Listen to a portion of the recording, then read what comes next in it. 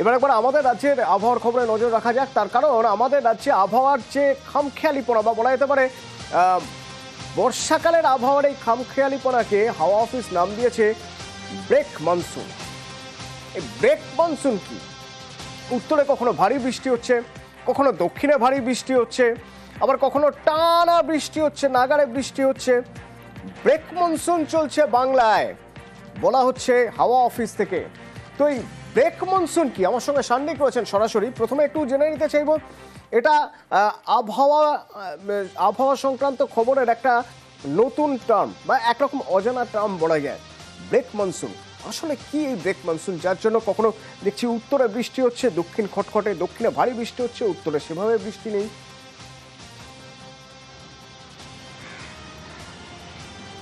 সান্নিক, দেখো Atanu, break monsoon শুনলে আমাদের প্রথমে যেটা মনে হওয়াটা স্বাভাবিক যে বৃষ্টি হয়তো বর্ষাকালে সেইভাবে হবে না বা সেই রকম কোনো পূর্বাভাসের কথা, কিন্তু আবহাওয়া দপ্তর কিন্তু তেমনটা বলছে না।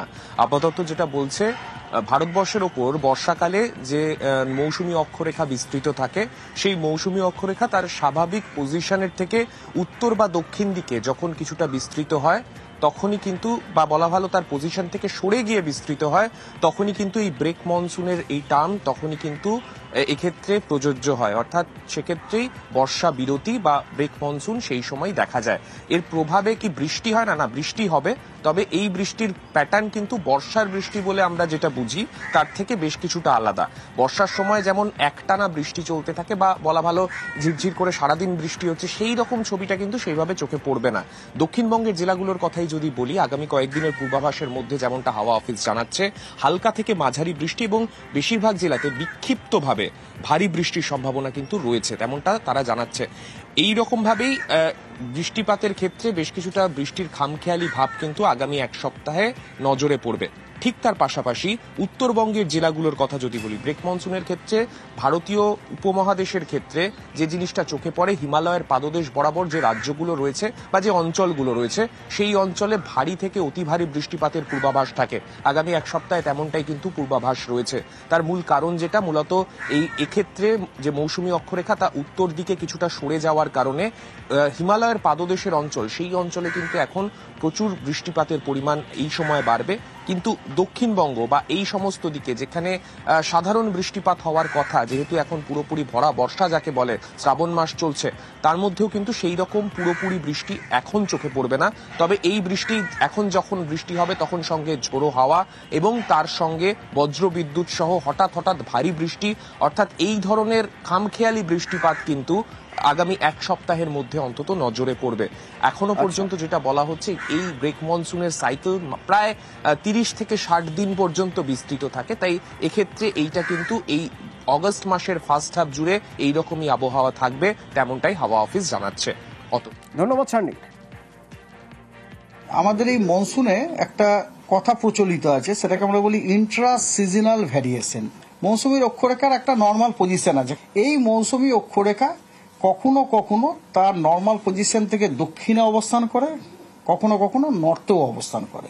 যখন এটা দক্ষিণে অবস্থান করে তখন খুবই অ্যাক্টিভ মনসুন কন্ডিশন। এবারে উত্তর দিকে সরতে সরতে সরতে সরতে যখন ওটা ফুটহিলস অব দ্য হিমালয়াতে চলে যায় আর কি, খুব সামান্য জায়গা পাচ্ছে আর সেই জন্য বৃষ্টিটা আপনার ওই ফুটহিলসের যে সমস্ত জায়গাগুলো, সেই জায়গাগুলো বৃষ্টিগুলো, এই যে অ্যাক্টিভ থেকে ব্রেকে যাওয়া, ব্রেক থেকে আবার অ্যাক্টিভে বেরিয়ে, এটাকে বলে অ্যাক্টিভ ব্রেক সাইকেল বলে এটাকে। এই সাইকেলের একটা পিরিয়ডিসিটি আছে। পিরিয়ডিসিটিটা কোনো সময় 30 দিনও হয়েছে, কখনো কখনো ধরুন 60 দিনও হয়েছে। এটা একটা নর্মাল থিং আর কি।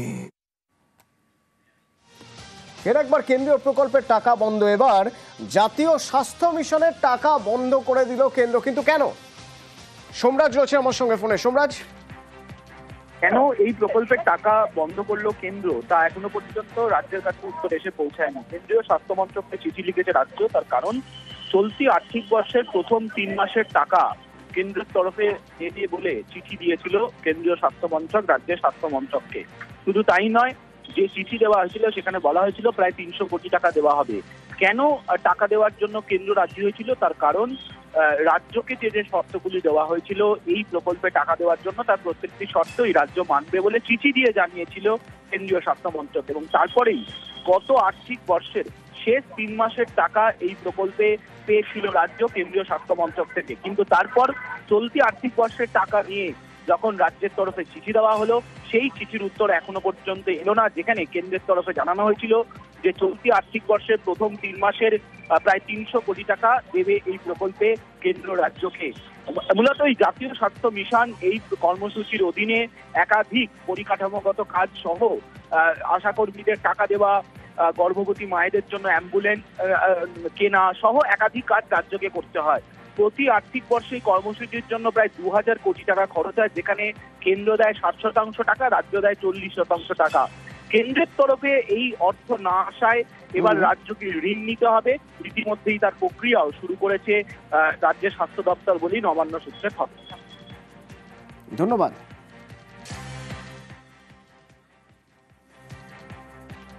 বিজেপি সরকার নানা রকম অন্যান্য শর্ত চাপিয়ে প্রত্যেকটা ক্ষেত্রে পশ্চিমবঙ্গকে বঞ্চনা করার রাস্তা তৈরি করছে।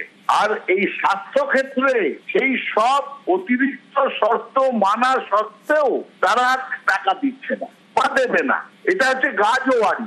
এর আগে পশ্চিমবঙ্গের মানুষকে এরা ভাতে মারতে চেয়েছে, পেটে ভাত দেবো না, ছাতে মারতে চেয়েছে, মানে মাথায় ছাদ দেবো না, আবাস যোজনা, সর্বক্ষেত্রে পশ্চিমবঙ্গকে বঞ্চনা করছে কেন্দ্রীয় সরকার, যেটা সংবিধান বিরোধী। পশ্চিমবঙ্গ যেন ভারতবর্ষের একটা অঙ্গরাজ্য হয়েও তাকে শেষ করে দেওয়ার পরিকল্পনা করেছে কেন্দ্রীয় বিজেপি।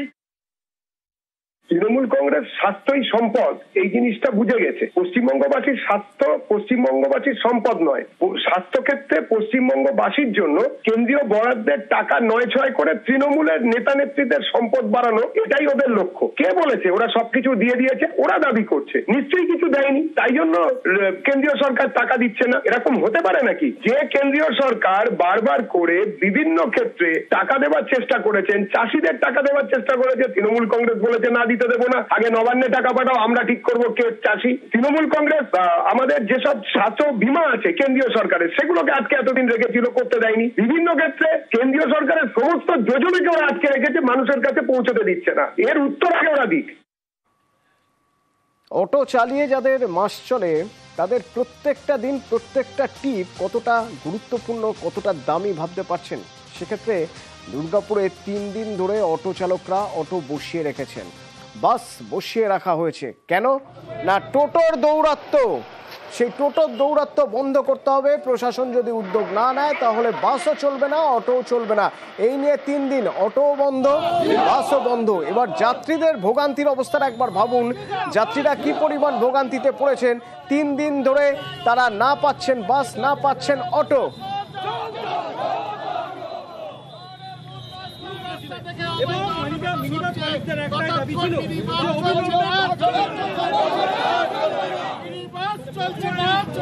অফিস টাইম বেরোবো, কোনো বাস নেই, অটো নেই, আমাদের দুর্ভোগের কোনো শেষ নেই।